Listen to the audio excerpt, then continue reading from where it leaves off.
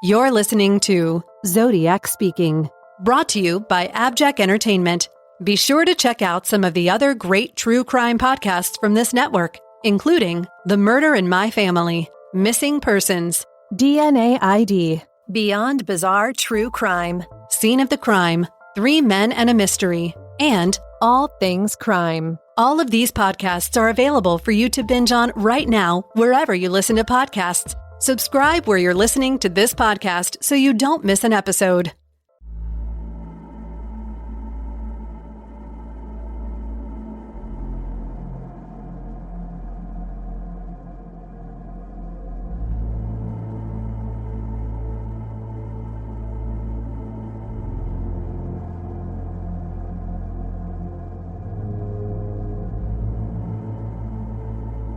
This is the Zodiac speaking. At the beginning of October 2021, the Zodiac killer forums once again lit up with the breaking news that yet another suspect had been identified as the infamous Zodiac killer. While some people may have been optimistic that the case could be nearing an end, the vast majority of people, including veterans of the Zodiac case, have been here many times before. The latest suspect to enter the media spotlight is Francis Poste, who was born in 1938 and died in 2018 at the age of 80. Other than the solving of the 340 cipher by Dave Ranchak, Sam Blake, and Jarl Van Eyck in 2020, which fully deserved the worldwide attention it received, in recent years, any time that mainstream media features the Zodiac case, it usually involves the naming of a suspect, who invariably turn out to be the product of flawed detective work, weak circumstantial evidence, a sprinkling of wild imagination, or downright lies. Poste will inevitably join the growing list of suspects condemned to the garbage dump of history, following in the dirty footsteps of Jack Terrence, Guy Ward Hendrickson, William Joseph Grant, Earl Van Best, and Louis Myers, who have all graced the Zodiac killer message boards and forums for longer than the flimsy evidence against them justifies. With the exception of the 340 cipher, when mainstream media gets involved in the Zodiac case, there's a high probability the story is driven by sensationalism rather than substance. So with that in mind, let us take a look at the evidence assembled by a crack team of cold case investigators who call themselves the Case Breakers. They claim to have backgrounds in law enforcement, the military, forensics, and legal matters.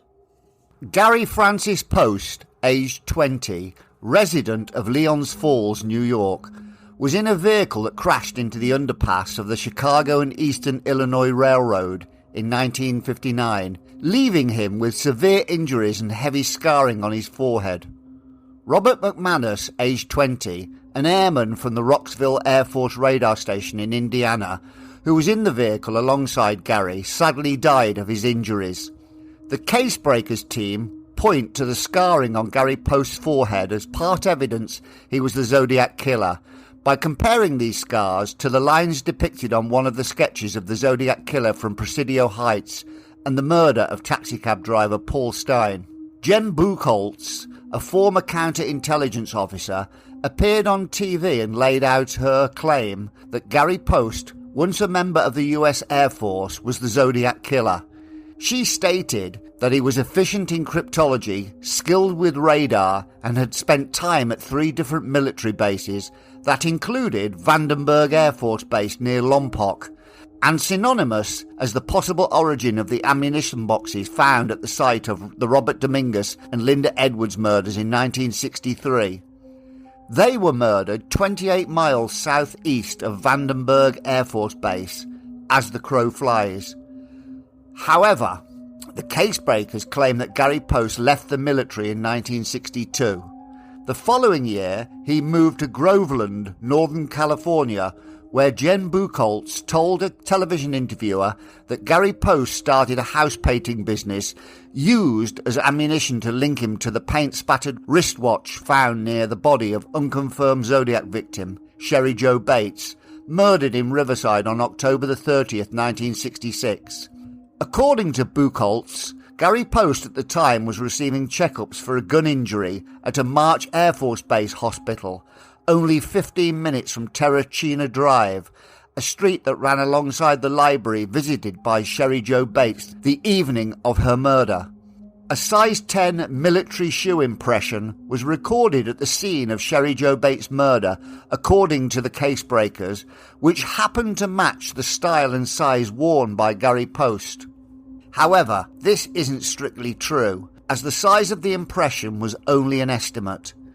The Department of Justice report described the heel prints at the Sherry Jo Bates crime scene as, quote, those worn by Air Force personnel, and was identified as a B.F. Goodrich waffle design men's 4/8 inch washer type half heel.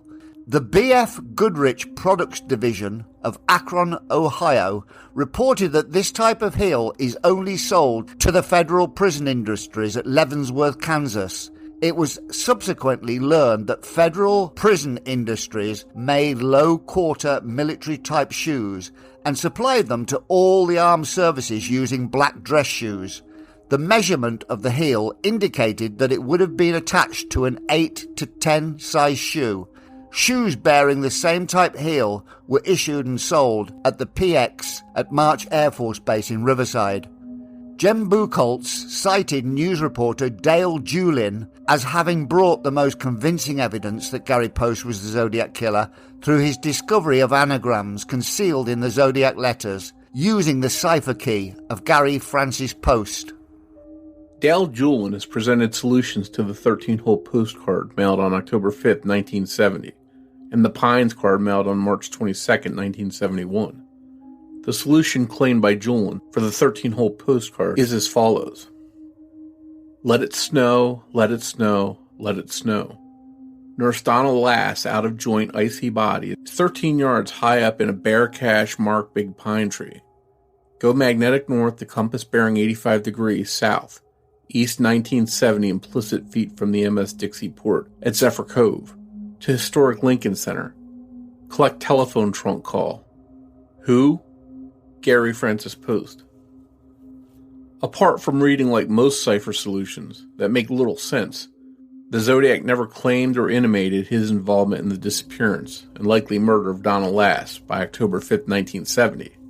And the Zodiac killer didn't raise his victim total of 13 from July 26, 1970 to October 5th of that year, making any suggestion that the 13-hole postcard revealed the location of her body contradictory to the lack of movement in the Zodiac's victim total by October 5th. In other words, Julin's solution to the October 5th, 1970 communication reveals where the icy body of Donald Lass is located, despite the fact the Zodiac didn't increase his victim total to 14 by October 5th, 1970. So apparently, even the Zodiac wasn't aware he had murdered someone. The claims didn't stop there.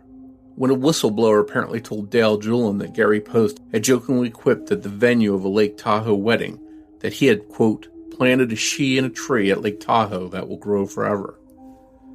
Using the cipher solutions of Julin and the help of a Coast Guard agent, a pine tree was identified by Zephyr Cove RV Park and Campground, across U.S. Highway 50. Unsurprisingly, the remains of Donald Lass were not found 13 yards high in the tree, as the decryption had suggested. But this hasn't dampened the spirit of Julin, who declared there is unfinished business in Lake Tahoe, with the casebreakers more determined than ever to find answers in bringing a resolution for all the victims' families. Probably the most bizarre aspect of their so-called evidence is a silhouetted image of a hooded costume on a piece of wood, best described as a selfie of the Lake Berryessa costume worn by the Zodiac during his attack on Brian Hartnell and Cecilia Shepard on September 27, 1969. Thrown a few anecdotal stories of how Gary Poste taught people to shoot, buried guns in the woods, and was abusive to his wife, Mary, and we have the inevitable cocktail of a man primed to kill, venturing from his Tuolumne County home westwards towards Vallejo, Benicia, San Francisco, and Lake Berryessa to claim the 5 victims that we know the Zodiac was responsible for. Well, at least, that's what the casebreakers would like you to believe. In August 2021, the Riverside Homicide Cold Case Unit announced that a private citizen had put up a $50,000 reward for information leading to the arrest and conviction of an individual in the case of murdered Sherry Jo Bates. The Riverside Police also claimed that a San Bernardino man admitted to writing the 3 Bates letters mailed on April 30th, 1967, stating that as a 16-year-old troubled teenager, he sent the trinity of malicious handwritten letters to the Riverside Police Department, Riverside Press Enterprise newspaper, and Joseph Bates for nothing more than a sick joke. This ill-worded statement by Riverside Police has attracted much criticism, with many disbelieving the San Bernardino man's claims and highlighting their mistrust in the Riverside Police's handling of the Bates case. Enter the Casebreakers team, hoping that the Riverside Police Department will take a look at Gary Francis Poste and hopefully initiate a comparison between the DNA secured in the Bates case in 1999 with their prime suspect. Brown hair was found in a blood clot at the base of Sherry Jo Bates's right thumb, believed to have been ripped from her murderer's scalp during her valiant battle for life. Unfortunately for the Casebreakers, this DNA cannot be used to identify Gary Poste as her killer. The samples of brown hair from Sherry Jo Bates's right thumb, along with a cigarette butt found at the murder scene, only yielded mitochondrial DNA, so can only be used to rule in or rule out suspects, but not definitively identify a lone individual as her killer. Even if a full nuclear DNA profile existed in the case of Sherry Jo Bates, and it matched that of Gary Poste, it still wouldn't prove he was the Zodiac killer. That proof will likely have to come from the underside of the stamps and sealed portions of the many communications the Zodiac killer mailed to the Bay Area newspapers during his reign of terror. However, despite reports that this was being undertaken in late 2017, we have heard nothing since. The relevant police departments connected to the Zodiac case have predictably been non-committal, declaring the investigation into the Zodiac killer still open. The Casebreakers team will certainly have to come up with better evidence than currently presented if they expect to move a case that has remained impervious to all for over half a century. If you want to shake the foundations of law enforcement so that they reignite their interest in murders that happened over 5 decades ago, you had better lead with your most compelling evidence first and foremost. If this is what they have attempted to do, sadly it's backfired spectacularly, with most people who know anything about the case rejecting their findings. The evidence thus far presented can only be described as poor, taking anecdotal evidence and wishful thinking to a completely new level. The Casebreakers are almost certainly barking 13 yards up the wrong tree. With such an accomplished list of intelligent individuals in the Casebreakers team that reportedly includes ex-FBI agents, an NSA codebreaker, documents examiners, and former police officers to name but a few, it's difficult to understand how this many accredited people can seriously believe the case they have presented is remotely sensible. Therefore, one can only logically conclude that the motive behind the Casebreakers team is not to solve the Zodiac case, but to attract media attention for self-indulgence and notoriety, among other things. Jen Buchholz has blindly put her faith in Dale Julin's code-breaking skills without understanding the basic concept of cryptology, stating in a recent interview by Pete Turner that, quote, "The 340 cipher is another anagram, and it needs to be broken one more time. So you need to take the 340 letters, remove the letters of Gary Francis Poste from it, and then rearrange the rest into the actual message." According to what she's saying, this means the use of anagrams, which have long been shown to be at the whim of the observer, who can manipulate these letters into whatever message they choose. This means the use of anagrams, which have long been shown to be at the whim of the observer, who can manipulate these letters into whatever message they choose. This practice, displayed in many Zodiac message boards and forums throughout the world, is inherently flawed. Robert Graysmith, author of the book Zodiac, used anagrams in his attempt to pull a message from the 340 cipher, but only succeeded in showing his lack of knowledge on the workings of ciphers. The so-called decryptions obtained from the 13-hole postcard and Pines card by Dale Julin yet again produced another 2 incoherent and structurally deficient messages, often by people who already have the type of message they want preconceived before any process begins. The same is done by people looking for suspects in the ciphers. Often, after many failed attempts, they'll eventually concoct something that suits what they were originally looking for. They start with the answer and work backwards.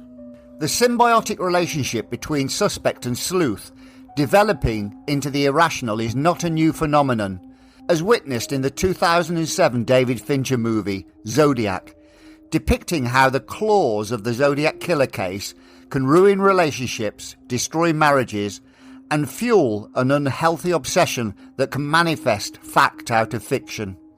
The Robert Graysmith story is being replicated on Zodiac message boards around the world, where perfectly normal and intelligent individuals wear rose-tinted glasses and view the Bay Area murderer within their suspect in almost every aspect of the Zodiac case, with objectivity nothing but a distant dream. Often, there is no coming back from a condition where square pegs start effortlessly fitting into round holes, and numbers start to coalesce into relevant dates before your very eyes. There are now hundreds of suspects scattered around the various websites and forums, which proves what a deficient technique this form of investigation is for identifying the Zodiac killer.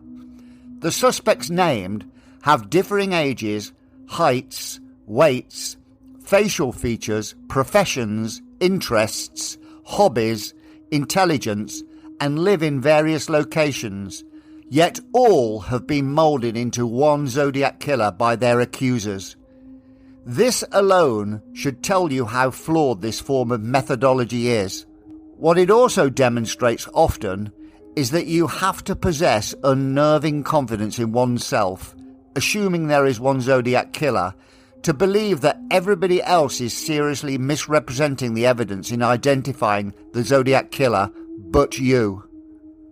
If people are of the opinion that everybody else's approach is flawed when proposing their suspect, then they must concede that the overall assertion to this form of investigation being bad must be true. What often begins as a passing interest in somebody as the Zodiac killer can often result in an unwavering obsession and pursuit of an individual, where the lines of fantasy become blurred with that of reality, when your suspect leads your conclusions rather than the evidence at hand. Even if a full DNA profile was secured behind the stamps or envelope seals through multiple Zodiac communications that matched, the notion that this would receive an admission by every Zodiac sleuth they were wrong in claiming identification of the Bay Area murderer if their suspect doesn't match is a misguided one. For some, the rabbit hole is far too deep.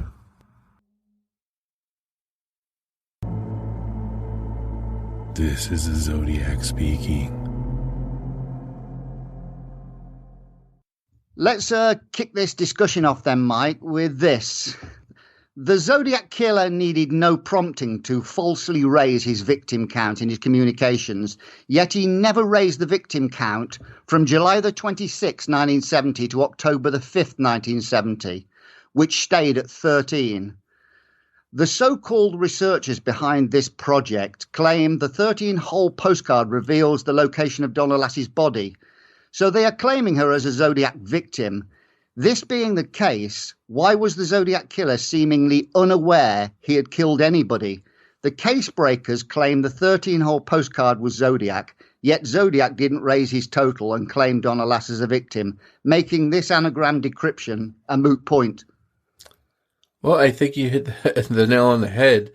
There's a lot of conclusions here, I'll use that term loosely, that have been brought forward by this group of so-called experts that don't really line up with what we know about Zodiac and what his claims are.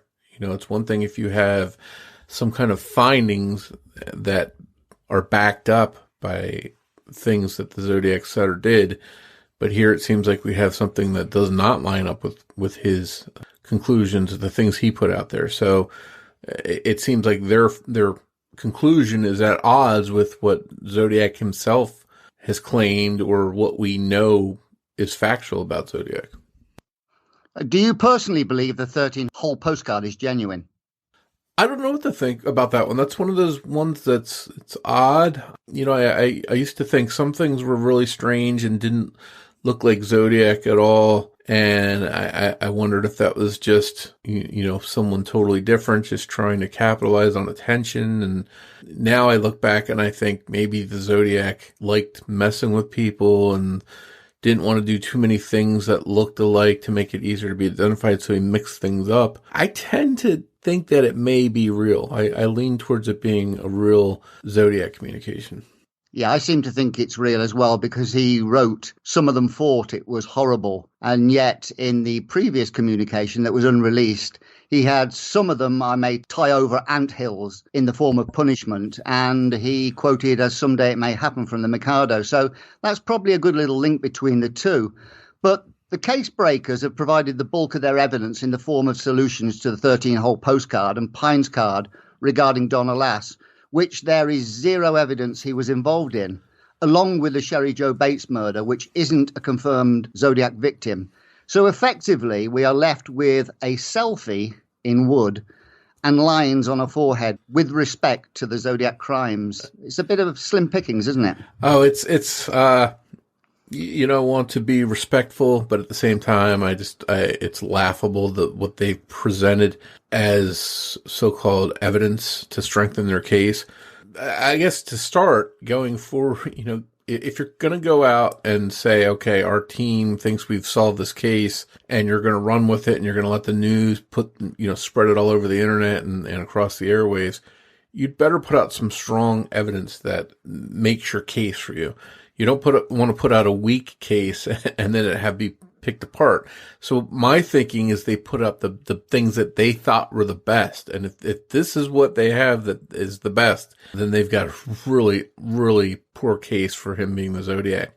I mean, just as you said, Donna Lass, Sherry Joe Bates, they seem to tie a lot of stuff to that. Those are two unconfirmed victims of Zodiac. They should have stuck with the canonical confirmed Zodiac crimes if they're going to build a case and link to that.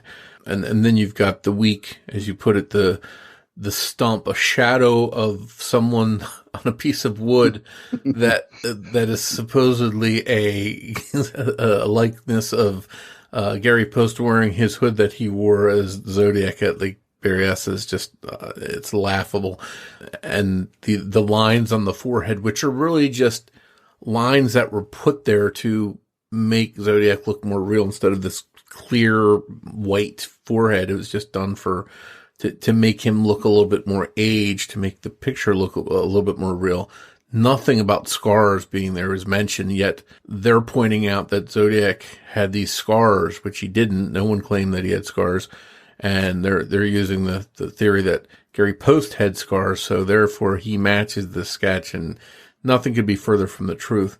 One thing, you mentioned some of the cipher work that they've done and how they came to these conclusions. A lot of it revolves around these ciphers.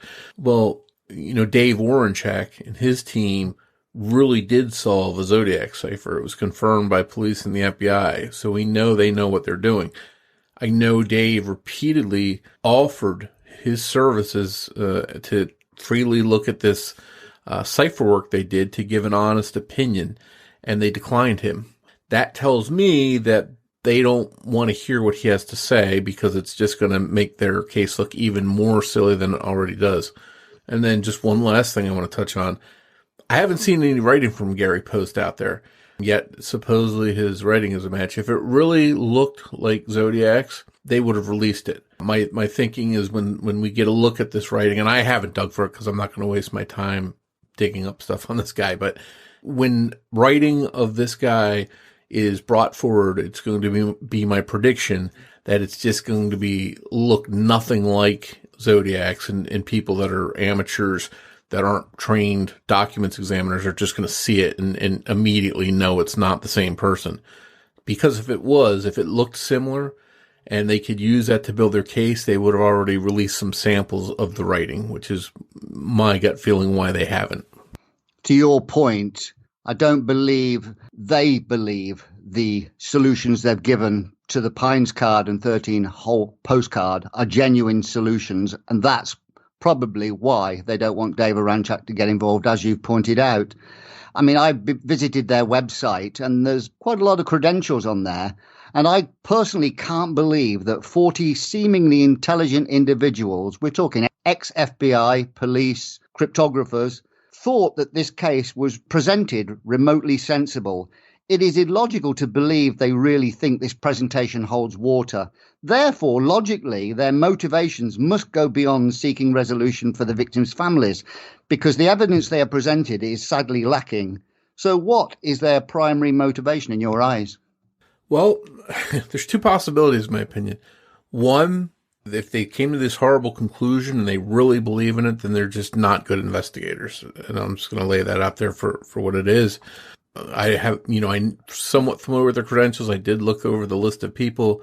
For a group like this to come together and attach their names to something like this and let it run on the press like it did it's ridiculous. And I hope that people remember 6 months from now, a year from now, whenever it is, when this is proven not to be the Zodiac and the case is still open or whatever, hope they remember that these people put their name and reputation behind this bogus claim.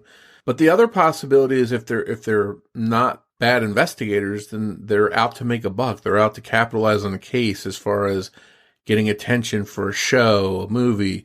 I know one of the investigators in particular has been pretty vocal. She's been making the rounds on different news outlets. She is on social media. She mentioned being approached by different people for projects, books, things like that. So, to hear that leak out already tells me that it's a big grift. That's my opinion.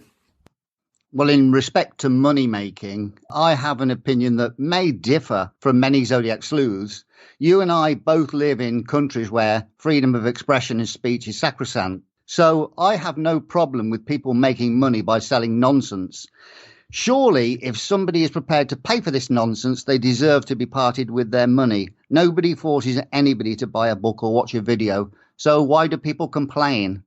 Well, in this country in particular, I don't know how the TV industry is over and across the pond, but in the United States, TV is a big part of whether it's news or documentaries or movies. A lot of it's based on sensationalism and is it a good story?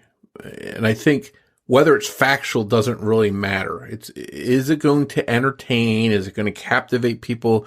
And can we make a profit on it? That's what my understanding is of, people that will pay money for this kind of stuff, whether it's true or not. And there's no bigger proof of this than a lot of the attention that Gary Stewart captured when he claimed his father was Zodiac. He got a giant book deal and he did the rounds and had a pretty good success with that book, got a lot of attention. The show about him ultimately, sort of at the very end, it was like, aha, we got you presentation of why his stuff was false and how, he was sort of a fraud.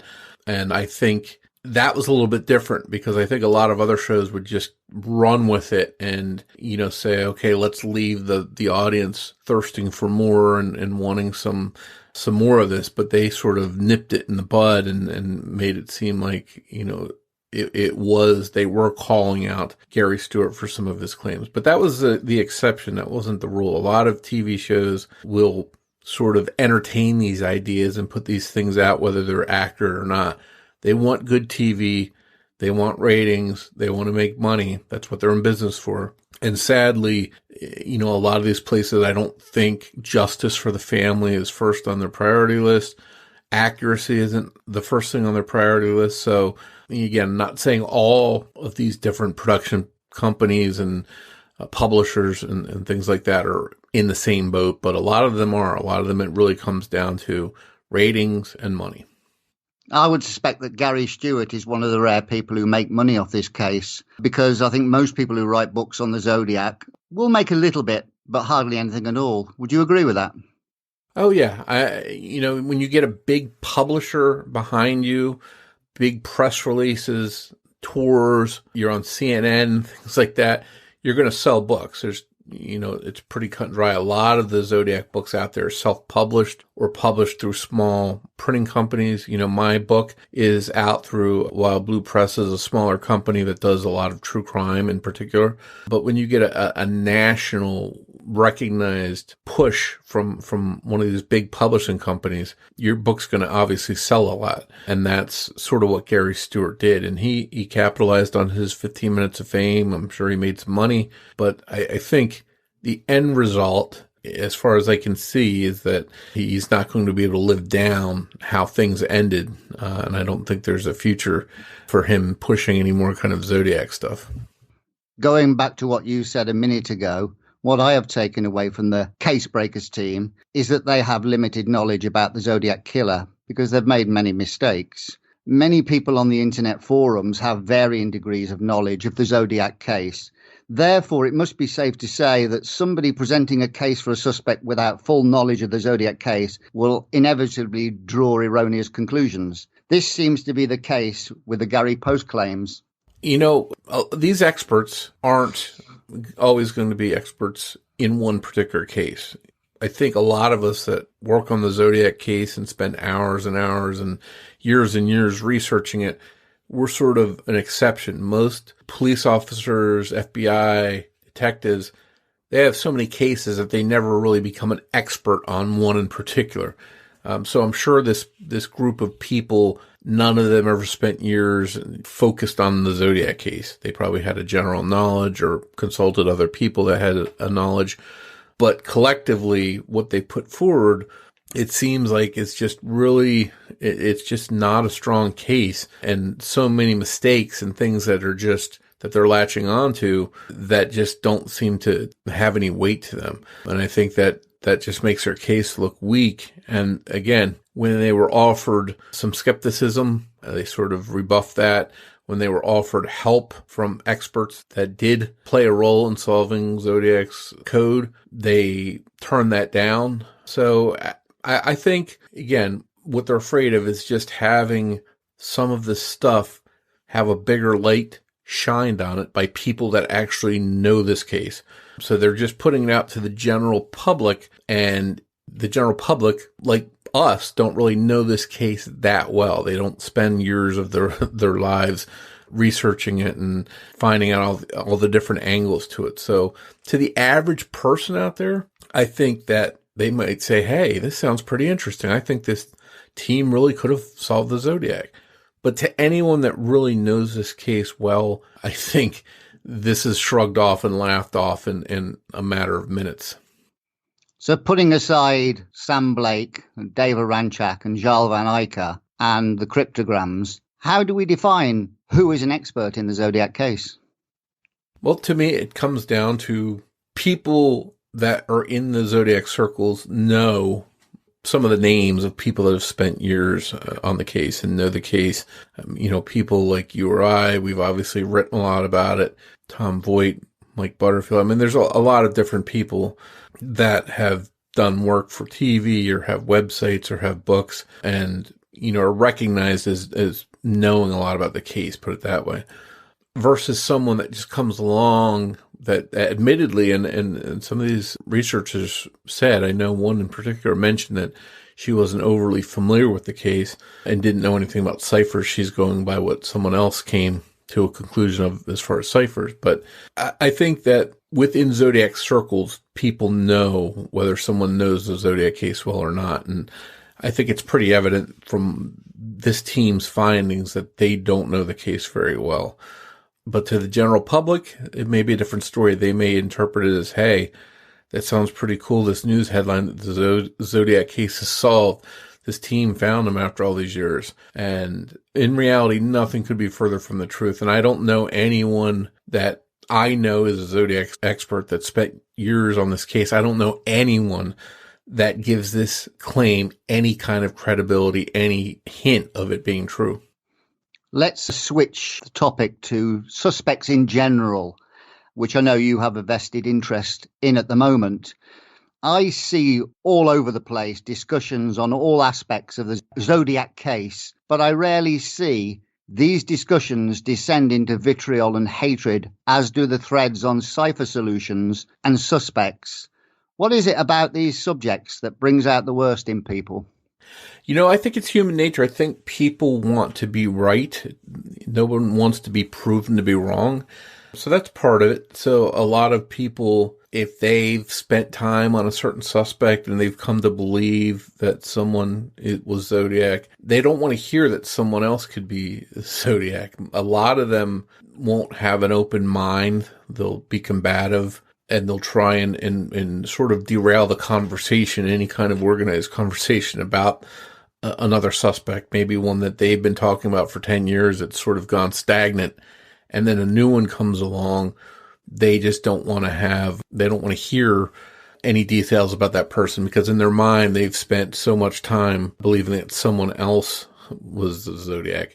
Same thing with the ciphers. If you spent a lot of time, hours and hours and hours trying to decode these ciphers, and then a team of experts actually does solve it and the FBI confirms it, you're still going to feel jaded and feel like, hey, their solution might be wrong. I think it could be this, or their solution's not, it's right, but only partially right, and there was some other hidden meaning in it. Because, again, I just think people don't want to be wrong. It's human nature. They want to be right. And I think that pride has something to do with that. And they often state that you're just trying to keep the case alive if you disagree with them. That's the usual statement that people come out with. Yeah, absolutely. And, they think, oh, you're making money off it, or, oh, what are you going to do if this case is solved? You won't have anything to do. I can't speak for everyone in general. Are there people that are connected just to this case and only this case? And if it's solved, will they have to figure out what to do next? I'm sure there are. As far as myself, I work on so many different cases and so much different stuff within the true crime community that I'll always be busy doing something, regardless if this case remains open or it gets solved. But there's people that have spent a lot of time focused on this case, and when it's over, when it's solved, it's going to be they're going to have to look in the mirror and say, well, okay, what do I do now? And hopefully that day comes, because if it doesn't, we'll just be 20 years from now arguing on message boards still, probably, and arguing over the details and the facts and stuff like that. So here's another challenging question in respect to what you've uncovered lately, and to other people who have suspects. You have recently expressed confidence in a particular suspect. Mike Rodelli is extremely convinced the Zodiac was Shel Cavalli. Drew Beeson is fully convinced about Don Chaney, as many hundreds of other people are convinced about their suspect. Somebody who is fully confident they have found the Zodiac killer must, by default, think everybody else is wrong and therefore using erroneous techniques in identifying their suspect. Does this suggest that each person thinks they are the best detective or internet sleuth compared to everyone else? What are your thoughts on that? Well, I can't speak for everyone else and their motives and their beliefs. I won't try and do that. I will say, if you've gone as far as publishing books naming someone as the Zodiac and you're proven wrong at some point, you're going to have to eat some crow and look pretty bad. People are going to be like, hey, can I get a refund on my book? You were wrong about this. So there are people that are hell-bent. They've got too much invested in someone being Zodiac. And, unfortunately, I think a lot of people just aren't open-minded enough to consider other ones. As far as my suspect, I've said that I'm like 99% convinced he was the Zodiac. I've never felt convinced about anyone before that they were the Zodiac. I've had good suspects. Ross Sullivan was one that I was interested in for a long time, but I never claimed that I thought he was Zodiac. I feel in my gut that the person I found was Zodiac, but I also, I leave it at 99.9% sure because I'm open to the possibility of being wrong. I'm open to it. I admit that I can be wrong.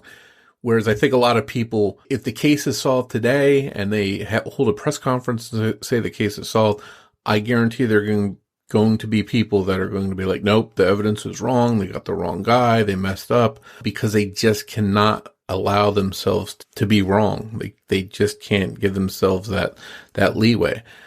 if I had latched onto someone like Ross Sullivan, for example, and just endlessly said, no matter what, he's the Zodiac, I would have never found the person that I found now that I truly believe was the Zodiac.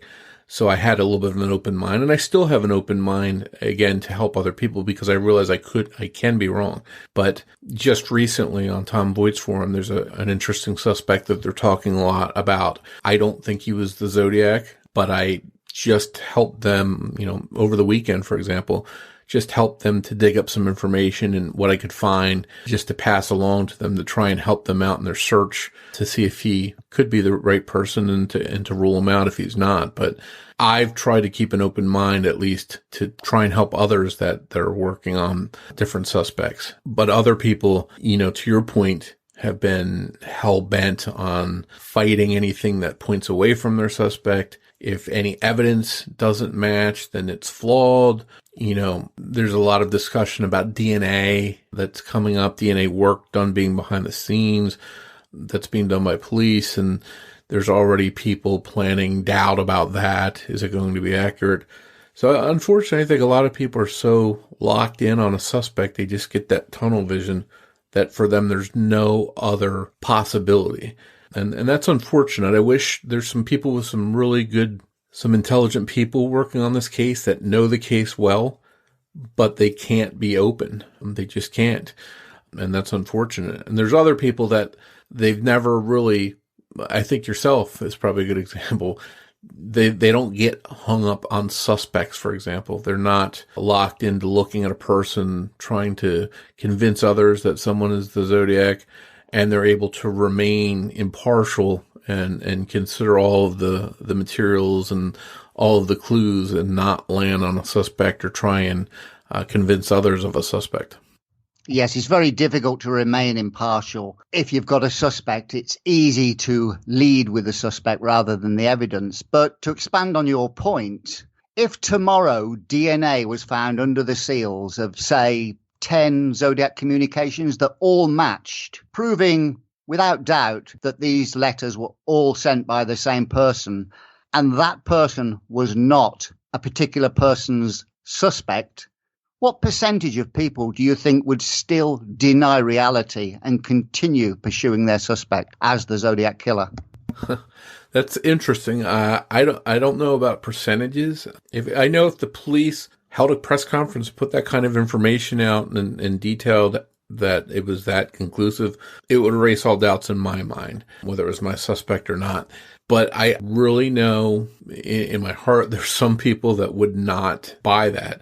There's, I'm not going to name any names, but I know a few different people that would struggle to accept that. And they'd be wondering why this mistake was made, or it's impossible and they must be covering it up. They'd be doing something in their minds to try and explain away how their suspect was not the Zodiac, not labeled the Zodiac by police and someone else was instead.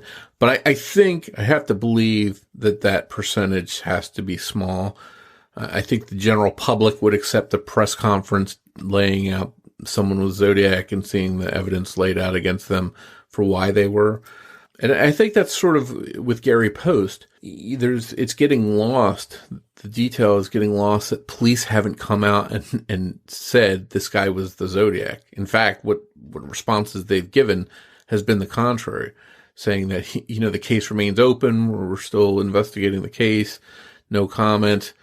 So there's definitely no ringing endorsement for someone like Gary Poste being the Zodiac. And if anything, it seems like they're still digging for the real Zodiac. Well, when they found DNA back in 2002, that we know now was it was Sidney Holt in that TV production, which we know now was taken from the outside of the stamps. But when Robert Graysmith thought that this was a genuine find, he then accused other people of licking Arthur Lee Allen's stamps. That was his way round the DNA problem. And that's exactly right. People are going to try and explain away why their DNA doesn't match. So I had my dog lick the envelope. My friend licked the envelope, things like that, because they just, again, comes down to I've got to have an explanation why I'm wrong here. And it's got to be someone else made a mistake or someone else helped to perpetuate the crime. And the real person who I believe was Zodiac was protected. Unfortunately, there's a lot of that. And I think, again, if new DNA analysis is done and they do recover usable DNA profiles from under those envelope seals, I think there'll be people still questioning it, saying, oh, well, so-and-so didn't like licking it, so he paid his secretary extra money to lick all his envelopes. I can totally see that as being a claim that some people will make.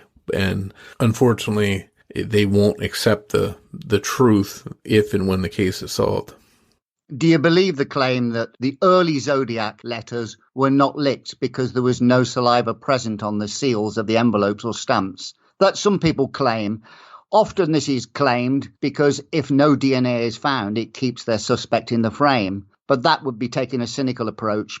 So do you think most people really believe that these envelope seals and stamps were put on with water or were actually licked? What is your opinion? Do you think they were licked by the sender? Well, I've come to the conclusion that people, especially if they're pushing a suspect, that are making claims that I haven't seen documentation of, I tend not to believe it until I see it. And that's the general approach I've taken now. Unless I see something with my own eyes or I hear it from a reliable source, I'm not believing it. Because time and time again, in this case especially, there have been these claims and these moments of excitement where something's supposed to be happening and it doesn't. And again, if I don't get it from a reliable source or I don't read it in a verified report, I don't believe it. So that's not to discredit anyone else's reputation or their status, but seeing is believing, and I need to see something like that to believe it. As far as licking the stamps versus using water on them, some of the business I used to do, I was required to send out a lot of written correspondence, sometimes 20, 30 envelopes at a time. And in those cases, I would use water as not to have to keep licking, because, if you've done that, you would know that licking like 30 envelopes in a row is really disgusting. So in those cases, I did use water. But when I send out a letter or two, I lick the stamps. And of course, nowadays they have a lot of the self-sealing stamps or self-sealing envelopes, so you don't have to lick them. But back then, I don't know how common self-sealing envelopes were, self-adhesive stamps, where I think back then you had to use some kind of moisture to seal them. And I think one thing we know for sure is that Zodiac didn't know about DNA. If he was not licking envelopes or not licking stamps, it wasn't because he knew about DNA, because there's just no way that he knew about DNA at about it one day being used to identify people. So it would be a different reason. Either he didn't like the taste or whatever. But again, I think that's the undocumented claims that's the case. Till I see it with my own eyes, I'm not going to believe it. So to finish this off with Gary Poste, we have 40 seemingly very intelligent individuals putting this guy forward. In a simple yes or no answer, do you really believe that the evidence that they are presented, they really believe this makes any sense whatsoever? Or it's just a publicity stunt? I wish I could say a simple yes or no answer. Again, to me, it's either they really believe it, and if they do really believe it, they're not good investigators. Or it's a publicity stunt and they're grifters and they're looking to capitalize on this case. I think those are the only two possibilities, because anyone knows about the Zodiac case as much as a lot of us do. We know this is nonsense and that there's zero chance of their claims being accurate. So that leaves to me only the two possibilities. And just to point out too, I know true crime reporter Billy Jensen, who's been on a lot of TV shows and stuff, and he's an author. He spent some time interacting with this same team, and they claimed that they had solved the D.B. Cooper case. And Billy was pretty vocal in saying that, he saw absolutely zero proof. Him and the guy that he was working with were tasked with examining the case this group made against D.B. Cooper, and they pretty much dismissed it and said there was no proof, nothing solid. So I think this team, quote unquote team, has a track record of connecting themselves to big cases and really not backing them up with anything, their findings up with anything solid. Is it fair to say the only losers in all of this are the families of the victims? It is, but I almost wonder after so long if they're just numb to it. If they've just, I hope if I were in their shoes, I would just sort of ignore all the noise and know that when the police knock on my door and say, we figured out who killed your loved one, we know who the Zodiac was, that's when they can get excited, because until the authorities, San Francisco Police Department, Vallejo, Napa, the FBI, until someone within those groups confirms the case is solved, everything else is just endless speculation, endless theories. They're the ones that are going to know when this case is solved, and they're going to share that publicly, and they're going to be the ones to say to the victims' families that can rest easy now. We've identified the person. Thanks for joining us for this episode of Zodiac Speaking. Please make sure you're subscribed to the show wherever you're listening now, so you don't miss a single episode. New episodes of Zodiac Speaking will air every other Saturday. If you want to follow or interact with us on social media, we'd love to hear from you. You can find Zodiac Speaking on Twitter with the handle @PodcastZodiac, or you can search Facebook for Zodiac Speaking Podcast. And don't forget, you can get plenty of Zodiac details 24/7 by visiting my site at zodiacciphers.com or by going to Mike's site at zodiackiller.net. If you'd like to help more people find Zodiac Speaking, please take a moment to rate the show and leave a review of it on your favorite podcast player or app. As we wrap up this episode, Rich and I would like to play a preview of a true crime podcast we think you'll like. It's called Leave the Lights On. Be sure to give it a listen. On behalf of Rich, this is Mike Morford, and I'd like to say thanks again for listening, and we'll see you on the next episode of Zodiac Speaking. Leave the Lights On is a true crime podcast with a paranormal twist. Join creator Eliza and her co-host as they explore terrifying true stories and chilling crimes. Growing up, Eliza had an odd obsession with the darkest desires of humanity and an insatiable curiosity about the afterlife. Now, each week, Eliza brings you tales that will make you want to lock your doors, hide in your room, and of course, leave the lights on. Available on Spotify and Apple Podcast.